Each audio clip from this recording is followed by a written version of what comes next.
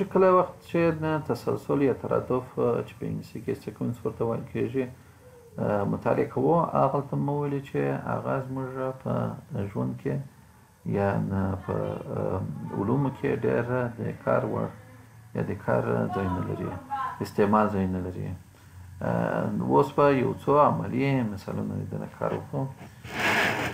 وایي په 2000 کال کې د یو کار د یو ځای نفوس 4200 نفر ته رسېدلی دی. که دا نفوس وایي هر کال 20 نفره کمیږي، نو په 2010 کال کې به د نفوس مجموعي نفوس به د 2000 نه تر 2010 چې 2010 هم پکې شامل وي، نو دا ټول مجموعي نفوس به څومره وي؟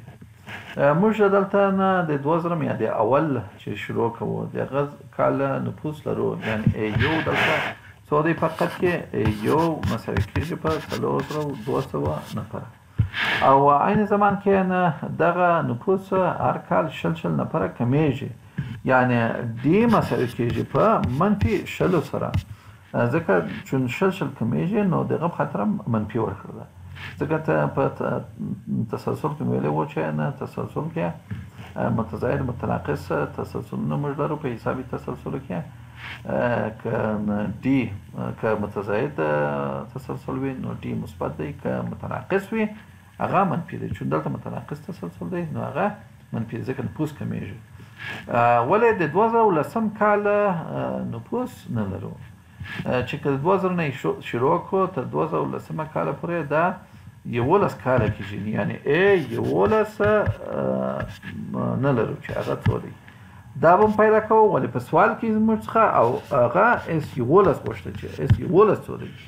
نو د په خاطر چې نه S11 پیدا کړو، نه کېدای شي چې اول A11 پیدا کړو، یا نه د فرمول په استفادې سره کولی شو چې نه مستقیم د A1 څخه هم پیدا کړو. څه رقم S11 مساوي کېږي په A1 جمع A11 مخفي. زما څخه قلم خراب شو. پر 2 ضرب 11 چون 11 کاله دی 11. ولې زه 11 نه لرم، نو داسې لیکلی شم چې A1 جمع 11 منفي 1 ضرب ډي سره پر 2 ضرب 11 دا مساوي کېږي A1 څو 4200 جمع، چون A1 جمع 1 دی نو 2 ضرب 4200 نیسم جمع 11 منفي لس ضرب منفي 20 چون دی 20 دی یعنی تفاوت د ارکان 20 دی، نو هغه زه 20 لیکم منفي 20 وبخښئ تقسیم د 2 ضرب 11. که دا ټوله نه محاسبه ورته وکړمه نو دا داسې کېږي چې که ضرب یې کړمه 2 ضرب 4200 8400 منفي 200 راځي تقسیم د 2 ضرب 11. که دا نه متفریق کړم تقسیم 2 ضرب 11 کړم دا ټوله مجموعه 1500 یعنی تر 2010 کاله پورې چې 2010 هم کې شامل وي د دې ښار نفوس په مجموعه نه 1500 کسه. یو بل مثال دلته وایي یو بزګر په اوله ورځ 120 رومیان راټولوي، او دا د رومیانو ټولولو سلسله هر ورځ 40 نور هم زیاتېږي، یعنی په اوله ورځ کې 120 راټول کوي، نو په دویمه ورځ 120 جمع 40 180 راټولوي، په دریمه ورځ 180 جمع 40 200 راټولوي، همدا سلسله داسې دوام پیدا کوي.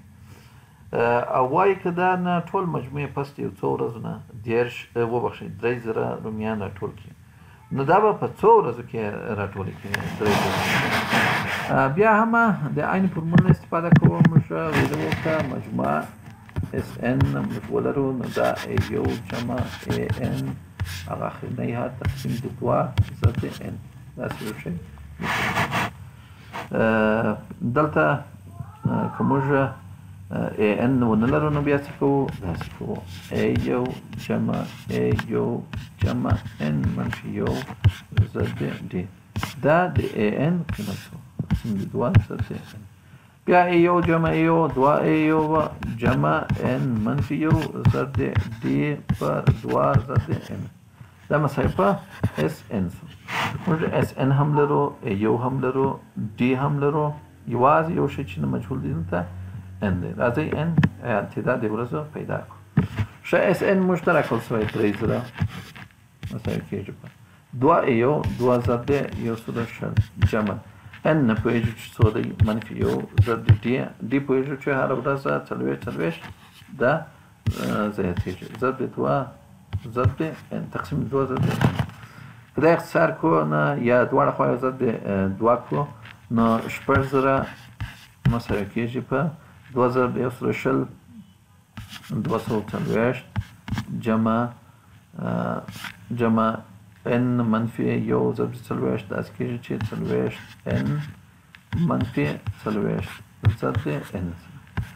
د نور هم ساده کوو 240 منفي n 40 200 کېږي 40 n جمع 200 ضرب د n.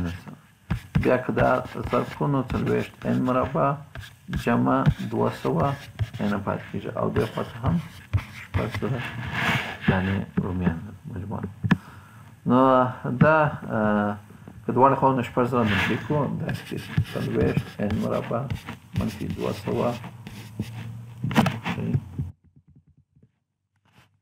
جمع 200 n منفي 6 زره مساوي په 0. دواړه خواوې په 40 وویشو نو دا n مربع جمع 15 n منفي یو نیم سل مساوي په 0 کېږي. دا یو دوه درجه یو مجهوله معادله ده. کولی شو چې دا په تجزیه په واسطه باندې حل کړو. منفي یو نیم سل زه لیکلی شم چې 15 او ضرب د منفي 10 دا تجزیه کوم n او n هم n مربع کېږي چې د هسته زر مجموعه n ضرب د منفي 10 او n ضرب د 15 مجموعه هم وګورو موږ ته 15 n راکوي. نو دا n مربع جمع 15 n منفي یو نیم سل مساوي په 0 داسې لیکلی شو چې n جمع 15 ضرب د n منفي 10 مساوي په 0 دی چې دلته n دوه قیمته پیدا کوي n یو مساوي په منفي 15 او n دوه مساوي په 10 دی. چون n تعداد د ورځو دی هیڅ وخت منفي نشي کېدلی او موږ ویلي وو چې n همیشه باید یو طبیعي عدد وي. نو n مساوي منفي 15 یې حل نشي کېدلی. نو یوازې دلته یو قیمت پاتې کېږي چې n مساوي په 10 یعنې 10 ورځې بعد به د رومیانو مجموعه د بزګر د رومیانو مجموعه څو سي 3 زره دانې سي. یو بل مثال وایي د هغه درې رقمي اعدادو چې په 14 باندې قابل د ویش نه دي په 14 باندې قابل د ویش نه دي دغه مجموعه څو ده. موږ هغه اعدادو مجموعه پیدا کولی شو چې په 14 قابل د ویش دي ولې مستقیما د فورمول په واسطه باندې هغه اعداد چې په 14 قابل د ویش نه دي دغه مجموعه پیدا کول لږ څه مشکل دي. ولې یو بله لاره شته هغه دا ده چې د ټولو درې رقمي اعدادو مجموعه را پیدا کړو بیا د هغه اعداد چې په 14 پوره قابل د ویش دي دغه اعدادو مجموعه را پیدا کړو. درې رقمي اعداد چې په 14 قابل د ویش دي دغه مجموعه را پیدا کړو او دا دواړه سره تفریق کړو بیا هغه اعدادو مجموعه پاتې کېږي چې په 14 قابل د ویش نه دي. راځئ چې اول هغه اعدادو مجموعه پیدا کړو چې په 14 قابل د ویش دي. هغه ته زه وایم اس زبر مثال. نو اول خو زبر مساوي کېږي په یو جمع n تقسیم د 2 ضرب د n سره. ولې یو که زه پوه هم سم n پوه سم ولې n باندې نه پوهېږم چې څو دانې اعداد چې څو دانې د رقمي اعداد چې په 14 قابل د ویش دي. نو اوله به هغه پیدا کړم یو د سلو نه پورته چې هغه عدد تر ټولو کوچنی د رقمي عدد چې په 14 قابل د ویش دی هغه 104 دی. 104 تر ټولو کوچنی د رقمي عدد دی چې په 14 قابل د ویش دی. او همداسې که د ټولو لوی عدد د رقمي عدد وښیو چې کوم یو دی هغه نو 1988 دی. 1988 دی چې په 14 قابل د ویش دی. دا نو تر ده پورته بل کوم عدد نشته چې درې رقمي عدد نشته چې په 14 قابل دی ویش وي. نو راځئ د دې نه په استفادې سره کولی شو چې د هغه عددو مجموعه یا هغه عدد پیدا کړو چې تعداد پیدا کړو چې درې رقمي عدد پیدا کړو چې په 14 قابل دی ویش دی. یعنې دغه A1 دی، دا AN دی، ولې AN باندې نه یم خبر. ول داسې کولی شم چې 988 مساوي کېږي A1 یا 4 جمع N منفي 1 ضرب د 14. د دې ترمنځ تفاوت د هر حد ترمنځ تفاوت څو دی؟ 14. چون 14 زیاتېږي دا عدد چې په 14 قابل دی ویش وي. نو که دلته وغواړو چې د N قیمت را پیدا کړو، اول به دواړه خواونه یو سل څلور منفي کړو، بیا به دواړه خوا په 14 وویشو. نو منفي یو سل څلور منفي یو سل څلور څخه خلاص شول، دکه منفي کړو. دلته څلور اته اووه پاتې کېږي، دا مساوي کېږي په N منفي یو ضرب د 14. بخښئ، ضرب د 14. که دواړه خواوې په 14 باندې وویشو، نو دا تقسیم د 14 خلاص ول N منفي یو مساوي کېږي په 904 چې دا کېږي اته شپېته. تقسیم یې کړو دا اته شپېته کېږي، نو N مساوي کېږي په دواړه خواوو څخه یو جمع کړو. یعنې څو دانې درې رقمي اعداد دي چې په 14 قابل دی ویش دي، هغه 9 دي. اوس کولی شو چې زبر چې دغه اوله کې ویلي وو دغه پیدا کړو. راځئ چې زبر پیدا کړو. زبر مساوي کېږي په A1 چې یو سل څلور وو جمع AN چې 988 وو تقسیم د 2 ضرب 9 چې دا مجموعه که دا ضرب تقسیم کړو ټوله 9,000 او 600 څلور کېږي. 9,000 او 600 څلور کېږي. اوس د ټولو درې رقمي اعدادو مجموعه پیدا کوو. دا خو د هغه عدد ده چې په 3 قابل دی، په 14 قابل دی ویش. د ټولو نه مجموعه څو کېږي؟ د ټولو مجموعه که زه اس 900 چون د سلو نه تر 999 پورې څو عدد دي؟ ټول مجموعه 900 عدد دي، درې رقمي عدد چې زه یادوم هغه 900 عدد دي. نو اس 900 مساوي کېږي په د 100 جمع 999 تقسیم د 2 ضرب د 900. که دا ټول مجموعه کړو، نو دا مساوي کېږي په 9,000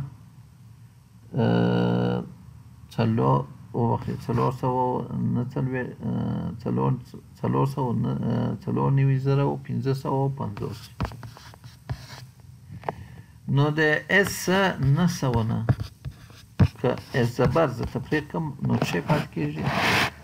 د هغه اعدادو مجموعه پاتې کېږي چې په 14 قابل دی ویش نه دي. راځئ چې تفریق کړو. 9,000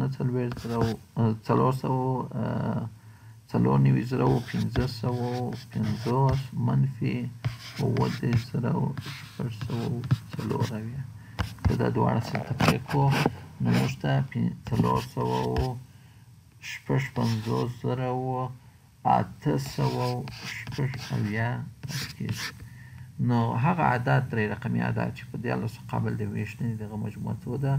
4,870 ده. اتم تمرین مو په کتاب کې کارخانګي دی.